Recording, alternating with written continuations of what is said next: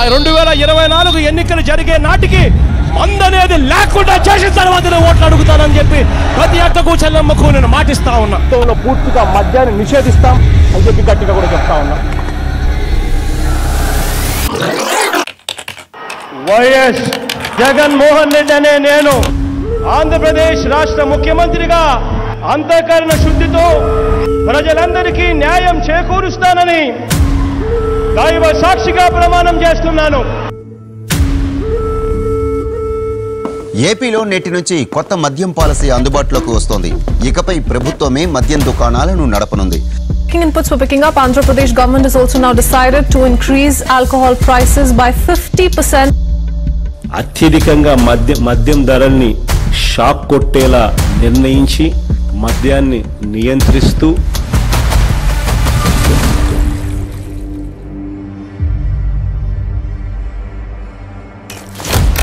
ముంబైని గడగడలాడించిన mafia డాన్లు Haji Mastan, Karim లాలా, దావూద్ ఇబ్రహీం ముఠాలు పారిశ్రామికవేత్తలను, వ్యాపారులను, ప్రముఖులను బెదిరించి సొమ్ములు దండుకునేవి.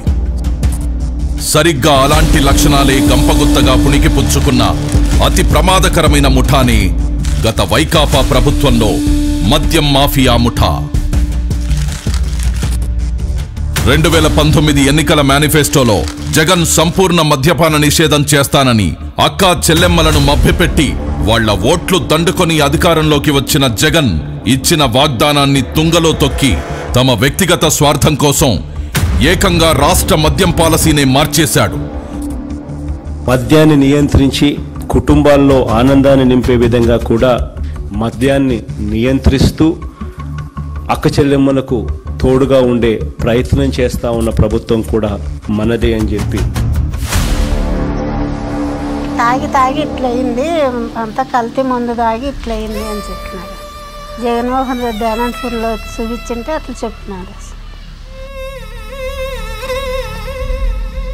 మా ఆయన చనిపోయే సంవత్సరం అవుతాను సార్.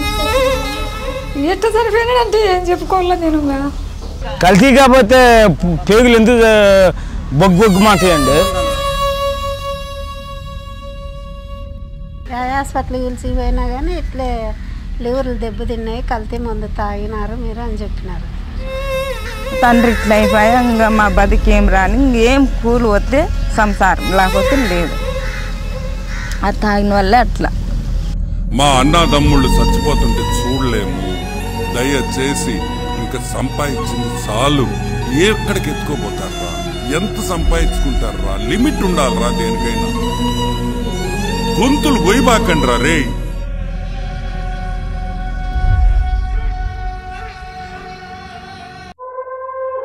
నీచమైన నాణ్యత లేని కల్తీ మద్యాన్ని జనానికి అమ్మి వాళ్ల ఆరోగ్యంతో చెలగాటమాడి వేల కోట్లు దోచుకున్నాడు.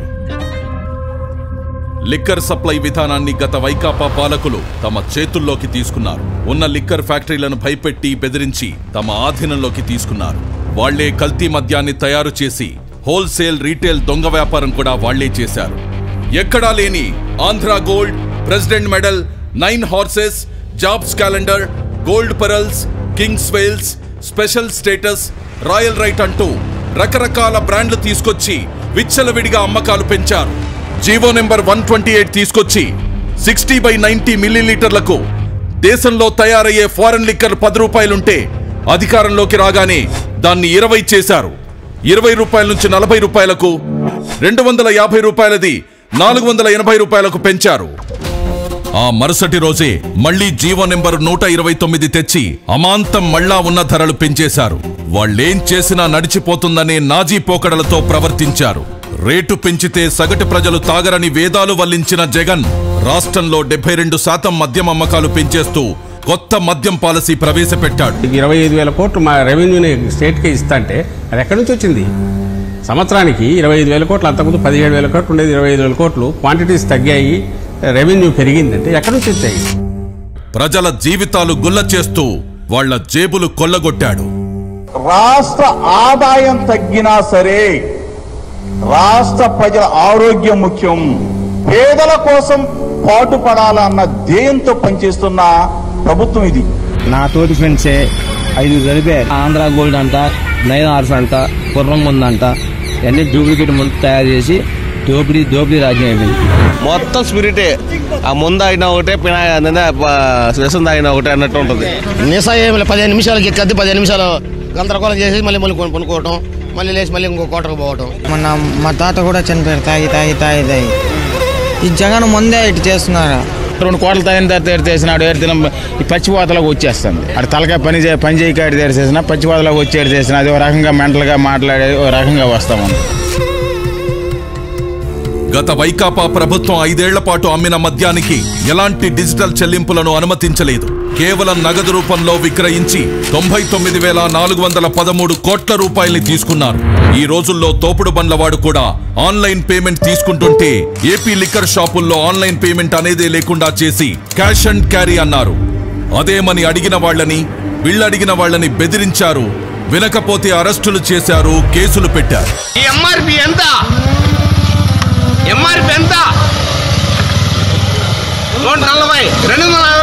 నిన్నేంటండి, నిన్న చిత్తూరు జిల్లాలో శ్రీ ప్రతాప్ మద్యం రేట్లు ఎట్లా పెట్టాడు ముఖ్యమంత్రి గారు, ఎందుకు ఇలా అందరూ ఉసురు పోసుకుంటున్నాడు ముఖ్యమంత్రి గారిని అంటే, వాడిని ఇష్టం వచ్చినట్టుగా కొట్టి, వాడిని అవమానించి, వాడిని ఇచ్చేసి, వాడిని కుటుంబాన్ని ఇచ్చి వెంటాడి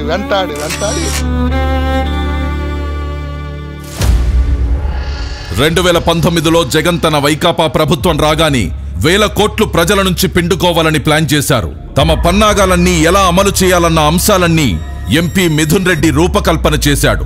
అతడే ఈ స్కామ్ కి మొత్తం రింగ్ మాస్టర్ గా వ్యవహరించాడు.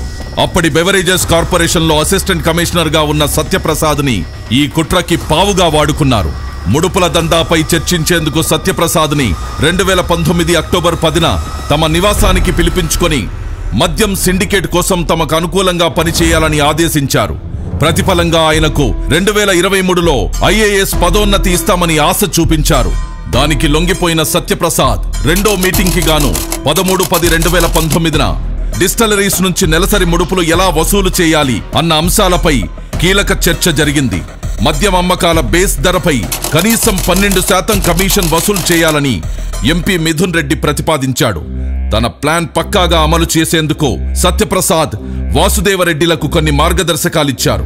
మద్యం అమ్మకాలకు సంబంధించి 2019కి ముందు టీడీపీ ప్రభుత్వం అమలు చేసిన ఆటోమేటిక్ విధానం తీసేయాలని, ఆ స్థానంలో మాన్యువల్ కంపెనీ విధానం తీసుకురావాలని సూచించారు.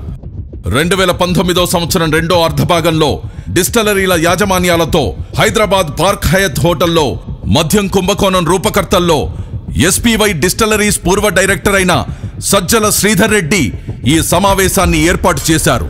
తమ ప్లాన్కు సహకరించకపోతే మద్యం సరఫరా ఆర్డర్లు ఇవ్వబోమని బెదిరించారు.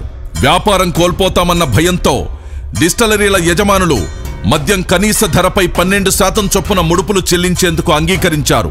కానీ లిక్కర్ సిండికేట్ దాన్ని కొన్ని రోజుల్లోనే 20%కి పెంచేసింది. వసూలు చేసిన ముడుపులు మొదట మద్యం పాలసీ మార్చడంలోనూ కీలక పాత్ర వహించిన రాజ్ కేసిరెడ్డి కందేవి. వాటిని అతని నుండి మిథున్ రెడ్డి, భారతీ సిమెంట్ డైరెక్టర్ జగన్ సతీమణి భారతి తరపున ఆర్థిక వ్యవహారాలు చూసే గోవిందప్ప బాలాజీకి అందజేసేవారు. వారా సొమ్మును చివరగా అప్పటి సీఎం జగన్ కందజేసేవారు. ప్రతి నెల సగటున 50 నుండి 60 కోట్ల ముడుపులు జగన్ కందేవి.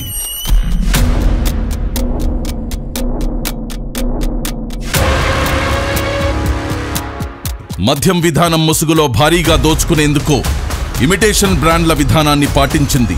జాతీయంగా, అంతర్జాతీయంగా ప్రాచుర్యం పొందిన బ్రాండ్లనన్నిటినీ రాష్ట్రం నుండి తరిమేసిన ఈ ముఠా అచ్చం అవే పేర్లను తలపించేలా 1-2 అక్షరాలు, పదాలు మార్చి పెద్ద ఎత్తున ఇమిటేషన్ బ్రాండ్లు తీసుకొచ్చింది.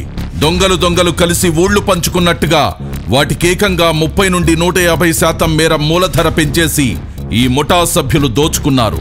అవే అసలైన నాణ్యమైన బ్రాండ్లు అనేలా ప్రజల్ని మభ్యపెట్టి ప్రభుత్వ దుకాణాల్లో విక్రయించారు.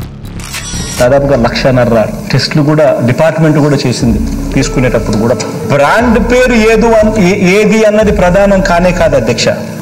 అక్కడ నుంచి ప్రోడక్ట్ వస్తా ఉందా లేదా అన్నదే ముఖ్యం. కానీ ఆ ప్రోడక్ట్కు పవర్ స్టార్ 99 పెడతాడా, లెజెండ్ 99,999 పెడతాడా, లేకపోతే బూమ్ అని పెడతాడా? నేను ఇదివరకు గవర్నమెంట్ వైన్ షాప్లో సేల్స్ మెన్గా చేశాను. ఇదివరకు గవర్నమెంట్ షాపు అంటే వాళ్ళు ఏది పంపించినా అది అమ్మాల్సిందే మేము ఖచ్చితంగా. ఆ బ్రాండే అసలుకి ఫేక్ మన స్టేట్లో. ఇది స్పిరిట్ మొత్తం. దేని మీద ఏ బాటిల్ అని చూడండి, spirit, French spirit, grain whisky spirit, అలా స్పిరిట్స్ రాసి ఉంటుంది. అదేంటంటే బాగా డేంజరస్ అనమాట. ఒక 4 రోజుల తర్వాత ఆయన కనపడ్డగా అదేమంటే చనిపోయాడు, లివర్లు కొట్టేసినాయి అంటారు. మాకు బాధ వేసింది అప్పుడప్పుడు. మేము వాళ్ళ ఇంట్లో వాళ్ళతో కూడా ఫేస్ చేసాము ఒకసారి. వాళ్ళ ఇంటి మొత్తం వచ్చి మా షాపు కూడా వచ్చి గోల చేసేవాళ్ళు, మీ వల్లే మీరు అమ్మడం వల్ల చచ్చిపోతున్నారు అది అని. ఆ మందు వల్ల మాకు అసలు గుండెలో నొప్పని, పక్కతోళ్ళు నొప్పని, తాయిని కానించి ఆడకాడ 3 సొలిచిన వాళ్ళు పడిపోతాం అట్ట అయిపోవడమే. కానీ దానివల్ల మాకు అసలు ఏమీ ఇచ్చేయలేదు. 5 ఆగితే పైకి ఇట్లా కొనుక్కుంటే చుక్కలు గిర్రం తిరుగుతూనే ఉండేవి. ఫ్రెండ్స్ ఒకడు 25 ఇయర్స్ 26 ఇయర్స్ ఉండిద్ది. తాగంగానే ఆ అబ్బాయికి పక్షవాతం లాగా వచ్చింది. 26 ఇయర్స్ కంటే ఎవరికి పక్షవాతం కుర్రాళ్ళకి రావు. అలాంటిది ఎంత కల్తీ అయిందో మద్యం మీరు ఒకసారి ఆలోచించుకోండి. అయితే 2019, 2024 మధ్యలో తాగిన మందు వల్ల నా జీవితం సర్వనాశనం అయిపోయింది. చేతులు బలహీనత, లివర్ తేడా వచ్చేసింది. మా ఆరోగ్యంతో ఆడుకున్నారండి. మందు సన్నాసి మంది బాగాలి. అసలు నా తోడు కుర్రోళ్ళు చాలా మంది చచ్చిపోయారు. అది చెడ్డు మందు అమ్ముతున్నాడు, ప్రజలంతా చచ్చిపోతారు అదని ఇంకా అట్లా అనుకుంటారు కదన్నా. చచ్చిపోయినాడు, ఇట్లా మందు తాగినారని అట్లా సార్ తాగేసాట అట్లాంటివన్నీ మళ్ళీ ఇంటికి వచ్చి నాతో కానీ చెప్తాండే, మన కొడుకు ఇట్లా చెడ్డు మందులు అమ్ముతున్నాడు, బతుకురు శనాలు చచ్చిపోతాము అది ఇదని అని చెప్తాండే. మళ్ళీ అట్లా అన్నీ తెలిసి నువ్వేంటికి తాగుతావు అన్నా కానీ మళ్ళీ నాకు ఇచ్చి పట్టిందమ్మా, సత్తామో బతుకుతాము, అది లేకుంటే బతకలేమా అనేది. అసలు బ్రాండ్ల కంటే ఈ అనుకరణ బ్రాండ్లకు అధిక మూలధరలు ఖరారు చేసి ప్రభుత్వ ఖజానాను కొల్లగొట్టారు. ఇలా కొల్లగొట్టిన సొత్తంతా రోజు కూలీలు, పేదలు, సామాన్యులు, మధ్యతరగతి కష్టార్జితమే. ఈ పెద్ద మనిషికి బేసిక్లీ అధ్యక్ష ఆంధ్ర రాష్ట్రానికి లిక్కర్ ద్వారా ఎటువంటి డబ్బులు రాకూడదు. ఈ డబ్బులు వచ్చినాయి అంటే అక్క చెల్లెమ్మలకు జగన్ మంచి చేస్తాడు, ఆ అక్క చెల్లెమ్మలకు మంచి జరగకూడదు. ఆ మందు అమ్మడము, ఎక్కువ తాగకుండా ఉండడం, నమ్మకుండా దూరం అయిపోయి మా కష్టాలు ఎంతో పోడుకొని పెట్టుకుని మా దగ్గర లేకుండా అయిపోయింది. ఈ మందు వల్ల మాకు నాకు చాలా బాధ ఇస్తుంది సార్. దయచేసి మందు ఎత్తైంది సార్. మా లాంటి ఆడపిల్లలు బాగా సుమంగలిగా బతుకుతారు సార్. ఇంతే సార్ మేము చెప్పగలిగినది. జనాల్ని చంపకు తినేస్తున్నాడు, హాస్పిటల్ పాలు చేస్తున్నాడు. వేరే ఏం చేసింది ఏం లేదు, వాళ్ళు ఉపయోగపోయే ఏమీ లే. ఉన్న జనాలంతా రాలిపోతున్నారు. ఇంకా నాకన్నా చిన్న వయసు మా అన్నదమ్ముల్లో పాప ఇంకో పాప అని ఉంది. చాలా మంది ఇట్లా చిన్న వయసులే, పెద్దోళ్ళన్నా కాదు. కలిసి మందు కలిసి చచ్చిపోయినారు సార్. మేమేం చెప్తాం, మా మాట చెప్పినా కానీ లే.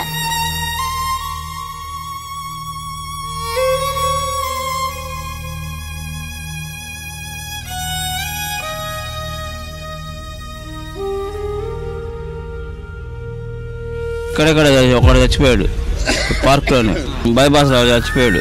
ఒకడేమో సక్సెస్ కాడ చచ్చిపోయాడు. 3 చచ్చిపోయారండి.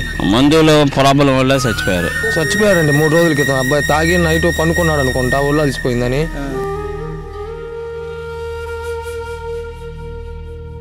నాసిరకం మద్యాన్ని ఏరులా పారించి ప్రజల ప్రాణాలను హరించడమే గాక ఆ దోపిడి డబ్బును దాచుకోవడానికి, డిస్టలరీల నుండి ముడుపులు దండుకోవడానికి బంగారాన్ని సాధనంగా చేసుకున్నారు. డిస్టలరీల మద్యం సరఫరాదారుల నుండి 400 నుండి 1000 కోట్ల విలువైన బంగారాన్ని ముడుపులుగా తీసుకున్నారని ఒక అంచనా. బంగారం వ్యాపారులకు కమిషన్లు చెల్లించి వారి ద్వారా ముడుపుల డబ్బును మద్యం మాఫియా ముఠాకి చేరవేశారు. చివరికి ఆ బంగారం డబ్బు అంతిమ లబ్ధిదారుడైన జగన్ ప్యాలెస్ కి చేరేవి.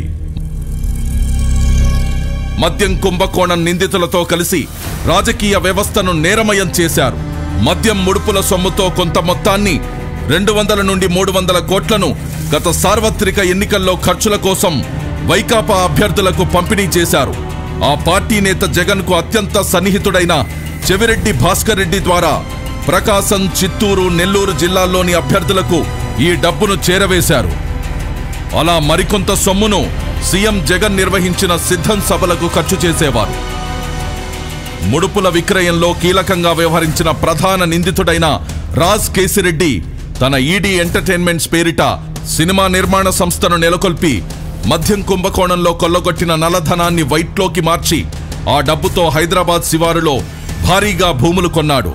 ఇంకా వ్యాపారాలు పరిశ్రమల్లో పెట్టుబడులు పెట్టి వైకాపా మన్ననలు పొందాడు. మద్యం సరఫరా కంపెనీలు, డిస్టిలరీల నుండి కొల్లగొట్టిన ముడుపుల సొమ్ము చివరికి జగన్కే చేరింది. ఇలా 3,500 కోట్ల మేర కొల్లగొట్టారు. ఈ కొల్లగొట్టిన దోపిడి సొమ్ము మళ్లింపుకు మ్యూల్ ఖాతాలు అడ్డు పెట్టుకున్నారు.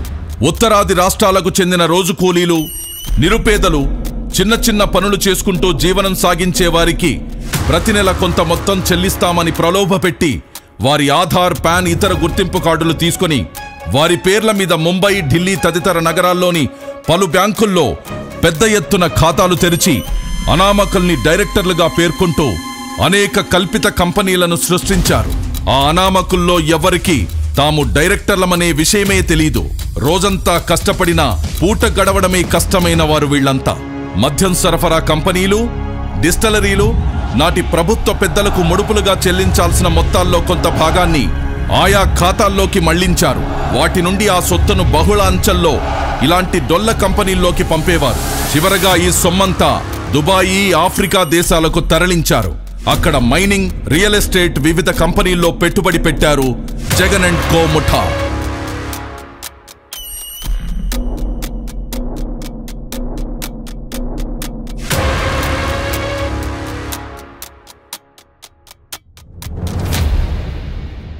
నరాలు నిర్వీర్యమై జనం వణికిపోని, కలుషితం తాగి కాలేయం కుళ్ళిపోని, మూత్రపిండాలు మలినమై కృంగిపోని, జవసత్వాలిడిగి కడకు మనిషే మట్టిలో కలిసిపోని. వాళ్లకేమక్కర్లేదు, జనమేమైపోయినా చింతలేదు. ఆ ముఠాకి ముడుపులు కావాలి, కమిషన్లతో సొంత ఖజానా నిండాలి, ప్యాలెస్లు కళకళలాడుతుండాలి. వాళ్ళు ఎవరు బయట తిరగడానికి అర్హులు కాదు. లక్షల కోట్లు మా నుంచి దోసుకొని లక్షల కోట్లు అప్పు చేసి ఎవరైతే స్కామ్ చేశారో వాళ్ళందరికీ శిక్ష పడాలి. మిగతా వాళ్ళ మందు వల్ల నష్టపోయిన వాళ్ళ జీవితాలందరికీ సుఖాలు, సంతోషాలు కలగాలని కోరుకుంటున్నానండి.